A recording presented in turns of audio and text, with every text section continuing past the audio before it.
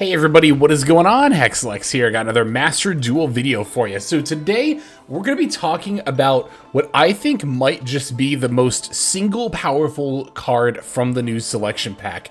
It's not part of Primite Blue Eyes or even relating to Block Dragon coming back for Adamancipator. Do plan on covering those, but I'm here today to talk about Necroquip Princess, which will single-handedly buff the Fiendsmith engine and make it far more powerful than it already is. And of course, the Fiendsmith engine, as I'm sure you all well know, sees play in a ton of different decks. I believe, according to recent stats, even a third of all Master Duel decks. So we're going to talk about this card, how it changes the engine, and I'm even going to show you some new one-card combo lines that the Fiendsmith engine can do for various different decks. So, Necroquip Princess. This is a new UR from the latest selection pack, a level 6 Fiend fusion monster with 2000 attack and defense. The material requirements are one monster equipped with a monster card plus one Fiend monster card.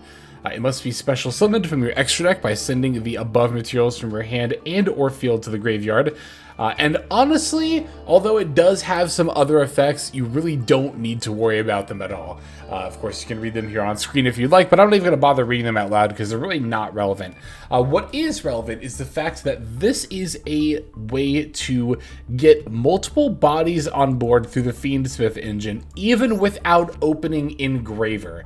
So previously in Fiendsmith decks, if you open Engraver, it would often represent, if not full combo for your deck, a lot of advantage. But if you were to open Tract or Lurie by themselves, you don't really get to have the same advantage beforehand. All it would have really led to is basically just having Engraver on board and maybe equipping it with the, Requiem if you feel like. But now that's actually enough to get you into the Necroquip Princess. See, you can actually send the Engraver and the equipped Requiem to summon, and I'll demonstrate this here shortly. Now, you might be wondering, okay, you summon the Necroquip Princess, but then what? Well, then we simply use Engraver's Graveyard effect to revive itself, and now you have access to two level 6 Fiend bodies on the field before you even use your normal summon. And again, this is off of Tract or Lurie, meaning that now these cards are no longer bricks, where they kind of were beforehand. Again, not the most bricky cards, but still, by themselves didn't do anything of note, but now can just get you into the multiple bodies. Of course, you could link them off into the sequence if you wanted to, or you could overlay them for a rank 6 monster, maybe even the DDD High King Caesar. A very, very easy way to make this card now, among other things, right? So this is why I think that moving forward, there are certain decks that might even want to play multiple copies of Tract. I didn't craft any extra ones. I actually happened to pull 3 when the pack first dropped with these Fiendsmith cards, and I kept all 3, knowing that there would come a day where multiple Tract would end up being good for the deck. And I think I even said as much in my initial introduction to Fiendsmith, whatever video that happened to be. So I don't think that you play 3 Tract in every single Fiendsmith deck. In fact, I think most of the time you do probably still just play 1. It really depends how much room your deck in particular has for the copies of Tract. And also, it does kind of depend how good Tract is for your respective deck. Or rather, how good it is to go into, these multiple bodies in your respective deck. Because one thing to note is that while impactful, it's not like the most amount of bodies by itself. If, for example, you were to link your Necroquip Princess and Fiendsmith Engraver into sequence, and then activate sequence to fuse the Lacrima, you would need an additional, light Fiend monster, because at that point you would be putting back your last 2 light Fiends, and then the Lacrima wouldn't have anything to add or summon back.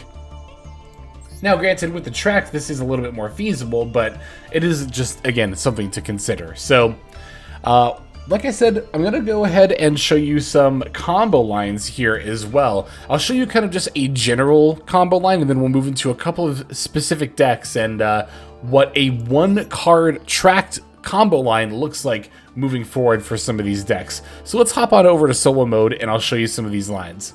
Okay, so I have a hand here that has Fiendsmith's Tract, but no other Fiendsmith cards. Let's assume that besides this copy of Tract, I opened 4 just hand traps, or call by, cross out, general non-engine. So what you can do is you can activate Fiendsmith's Tract, and by the way, this is not going to be specific to Yubel, this is more just me demonstrating the line I was just talking about. So in this case, you would use Tract to add Fabled Lurie, and then discard the Fabled Lurie. Now at this point we can activate the Fabled Lurie effect to special summon itself, and from there, we're going to link it off for the Requiem. Now we can activate the Fiendsmith Requiem effect, Fiendsmith's Requiem, and of course we'll special summon the Engraver. This is all stuff you've probably seen before. Now at this point we're going to activate the Graveyard Requiem effect, and we can equip it to the Engraver. And you'll notice that now we have the option to go into our extra deck and go for the Necroquip Princess. So how you would do this is we're going to select Necroquip Princess, and then you're going to want to select the Engraver, and as you can see, we can still select Requiem. Even though Requiem is being treated as an equipped spell card, for the purposes of being summoned, or summoning rather, the Necroquip Princess, it is still a valid Fiend monster card target. So even though it's asking us to use some Fiend monsters from the hand, I equip Requiem, and as you can see, by simply sending those 2 cards off from the field, we can summon the Necroquip Princess. Now from here, as mentioned before, you would go into the Engraver effect, returning one of your light Fiend monsters from the graveyard back into the deck, and special summoning the Engraver. So there you go, that's exactly what I was talking about before. This is a perfect demonstration of how Tract by itself now leads to you getting not just one, but multiple bodies on the board, as usual without using your normal summon. Again, you could do a number of things from here. You could overlay into a Caesar, or you could go into a sequence. Of course, again, as I mentioned before, do note that if you do decide to go into the sequence, then from there you would activate the sequence effect, right? And then go for the Lacrima. But again, the Fiendsmith Lacrima material requirements are 2 light Fiend monsters. So if you do choose to do that by putting back the Lurie and the Engraver, then as you can see, our Lacrima has no target. It's just kind of like on the board. So, I mean, there are still some situations where maybe you would want to go into like a Link 3 monster or something like that, and maybe you would want to do that anyway. But just note that if you are going to go this route, then if you choose to go to sequence and then fuse Lacrima, you won't get to summon or add any light Fiend monsters from your graveyard unless you put another one there. The Necroquip Princess is a dark Fiend monster. She is not a light Fiend, so she cannot be used for materials for the Fiendsmith fusion monsters in that way. So very, very important to keep in mind, but that is just one example. Here's how else you can combo with these new lines. Alright, so now that I've shown how to generally use Tract to get bodies on board, let me show you some specific 1-card Fiendsmith's Tract combo lines for a couple of different decks. Note that it is going to vary from deck to deck whether or not Tract by itself can get you into a full combo for your deck, but here's just a couple of examples where that is true. We're going to start with my favorite deck, Spright. So we're going to begin, of course, by activating our Fiendsmith's Tract. As usual, we're going to assume that these are not engine and that we opened just 4 other hand traps.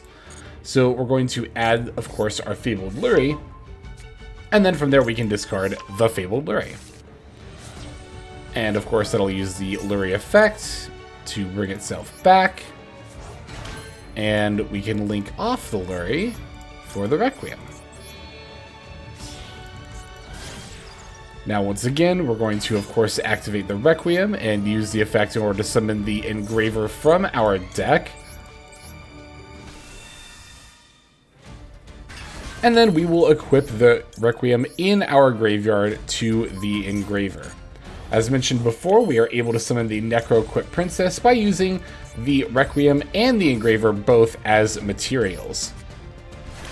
And after that, we're going to activate the Engraver effect in order to return the Requiem to our deck. Could be the Lurie as well, it doesn't particularly matter, in order to summon.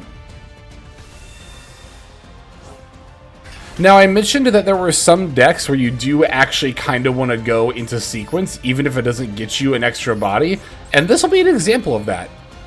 Now, this is going to sound kind of weird, right? Because you're thinking, well, what's the point of sequence, you know, into Fiendsmith's Lacrima if you're not even going to be able to summon anything off of the Lacrima, right? Because, again, we're putting back the only two light fiends, Lurie and Engraver, from our graveyard back into our deck. But as I mentioned before, there are some opportunities that are only presented once you have a Link 2 another monster out. In the case of our Spright deck, we can use the two of these, a Link 2 monster and one other monster, to summon Spright Sprend. And then from here we can activate the Spright Sprend effect, and we even do get to chain block it with the Fiendsmith Lacrima. Of course, we can use the effect to put back the sequence in our graveyard to burn the opponent, but again, more importantly, that chain blocks our Sprend, which is going to be pretty crucial, of course, to resolving our combo line. At this point, as you can see, we are playing the Nimble Engine, so I can simply send the Nimble Angler from the deck to the graveyard, activating the Angler effect in order to summon out our two level 2 monsters. Now, at this point, I think it's pretty apparent that you could just go into full Spright combo, as mentioned, right? It wouldn't be hard to use Sprend plus one of your 2s, summon the Gigantic. And then, you know, you could, of course, summon the blue and then the jet and then add starter.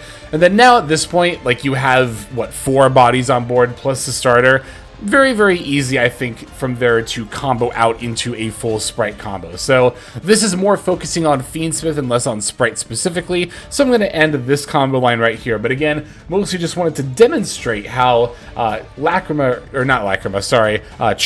Fiendsmith's Tract by itself was able to get our deck into its full combo line.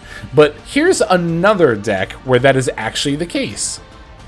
So, as you probably noticed before, the other deck that I showed in the first combo line, the other deck that we are going to be demonstrating a one-card combo line with Tract, is in fact going to be Yubel. Yubel is actually looking a lot better in this meta as a result, honestly, than some other Fiendsmith decks after the Beatrice ban. So, once again, we're going to assume that we're not opening D-Lotus. We can assume it's just another hand trap like these other 3 cards, or just non-engine in general. And let's just begin by activating the Fiendsmith's Tract. We're going to, once again, add the Lurie from deck to hand. This will be the same across the board, pretty much no matter how you're using the Tract combo line. You're going to lead with these same steps of adding Lurie, discarding Lurie, special summoning Lurie, linking off that Lurie into our very, very balanced Link 1 monster, right? Fiendsmith's Requiem. And then, of course, we can use the Requiem effect to tribute itself and special summon the Engraver from deck, at which point we are going to equip the Requiem from the graveyard, once we're able to. Yep, here we go, to our Engraver.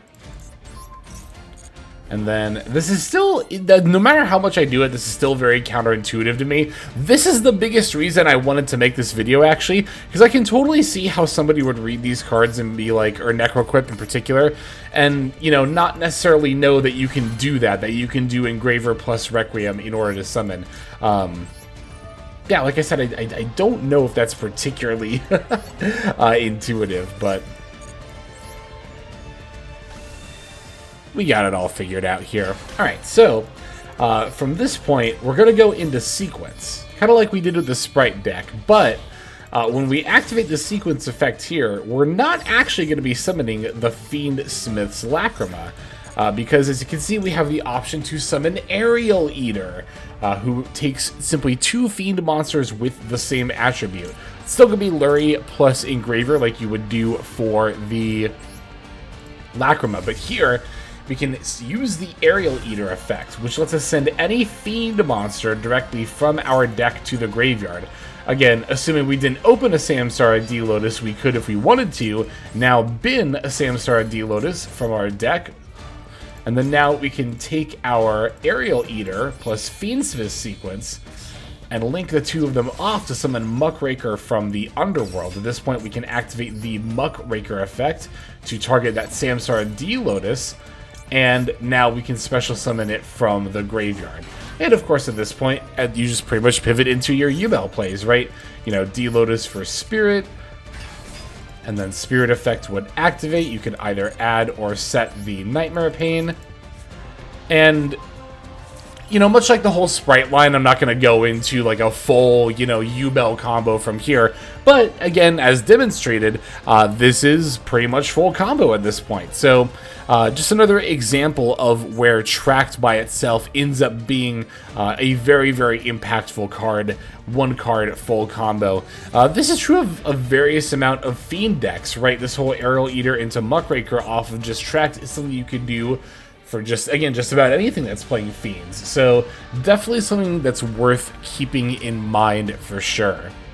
Alright, so after showing you the new one-card combo line, and then also, you know, demonstrating how that works in certain decks, I do want to also kind of wrap things up here by mentioning something else about Necroquip Princess. It's actually fairly optional. Now, for stuff like Yubel and to a lesser extent Spright, like I demonstrated, it does end up being very, very powerful, and I think in decks like that, again, especially Yubel, this is less optional. I would say you would always play Necroquip with the, you know, Fiendsmith package. However, for a lot of decks, as I mentioned before, you don't need to be maxing out on Tract, even if you could, in theory, do it to get a couple of bodies on board. Because, again, the Necroquip Princess, you don't have to play in every Fiendsmith deck. Fiendsmith Snake Eye, surprisingly enough to some people, this is actually going to be one of the biggest examples of this. I haven't built my Snake Eye deck yet, or else I'd show it on screen here. But I don't know. I'm actually on the fence if I even want to include Necroquip, because, you know, with Beatrice banned, that's like the primary rank 6 target that you would, you know, use the Fiendsmith cards to go into. Now, of course, the Fiendsmith engine is still good in Snake Eye and other decks for the sheer amount of bodies it puts on the board, and you could definitely still make an argument that, you know, even in a deck like Snake Eye, if you're not using Fiendsmith to go into Beatrice, you could still go into a Caesar and insulate your board from Nibiru, you know, before continuing your combo line. And while that is true, I really don't find it to be super necessary. So while I would still play Fiendsmith and Snake Eye, I don't know that I would necessarily play Necroquip Princess. The other thing you have to consider is extra deck space, right? Now, of course, you know, decks playing Beatrice were still on 6 extra deck cards from the Fiendsmith engine anyway, but the Beatrice, as mentioned, and as is probably obvious, was a lot more impactful than simply having your 2 level 6 monsters on the field or going into like a Caesar or something, right? So it was a lot more justified, but if you're finding yourself not having room in the extra deck for Necroquip Princess, and it's not, you know, able to generate new combo lines for you, then honestly the answer might simply be to cut this card. And that moving forward is going to be something that you have to look at when you're using this engine. It's a question you have to ask. It's really easy to assume that, oh, because you can do this, you should be doing it every single time. But I really do think this is a case-by-case basis. And I just happen to kind of show you a couple of these stronger cases where I think you would definitely always play Necroquip with your Fiendsmith engine and always consider playing multiple Tract. But again, if you're not playing Necroquip, I would not play multiple Tract. I would still just play the one single copy. So there we go. That is all I've got for you for this one. So hopefully you found this information helpful. I do want to get into some more specific decks, like I mentioned at the top of the video. Primite, Blue Eyes, you know, Memento, Centurion, Adamantipator, now that Block Dragon is back. These are, of course, all things Snake Eye, you know, as well. These are all things that I'm looking at to build in the future with some of these cards. Again, Snake Eye, I'm actually not sure if I'm going to play the Necroquip or not, but I think I'll lean towards playing her, if for nothing else than to experiment and try it out and see if it is really worth the extra deck slot, right? But I think for the time being that this is going to go ahead and do it. So thanks as always for watching, especially if you watch the entire video. You know, when it comes to YouTube channels, especially smaller ones like the one I've got here, that is like the best way to support the channel, is watching, not just watching the video, but also watching all the way to the very end. So thank you. You are definitely among the top supporters. But speaking of top supporters, there are of course YouTube and Patreon members to thank. So why don't we move into our outro so that we can do so. Hey everybody, Hexlex here. Thank you so very much for watching all the way to the very end of the video, which by the way is one of the best ways to support the channel. Speaking of supporting the channel, take a look at the names on screen. These are folks who have been so generous as to either join as a YouTube member or subscribe over on patreon.com/Hexlex to support. There's also perks for doing so. If you would like to see YouTube videos early, as well as some exclusive videos that get uploaded to YouTube, but for one reason or another I decide not to publish, definitely go ahead and hit that join button to see content early, as well as some exclusive content. If you're looking for more exclusive content, over on patreon.com, I upload exclusive videos that are not posted on YouTube just about every single day. Whether you choose to subscribe over on Patreon, join as a YouTube member, or simply continue to watch, your support is greatly appreciated. Thank you so very much. But for now, this is Hexlex. I am signing out, and I hope that you have a fantastic day.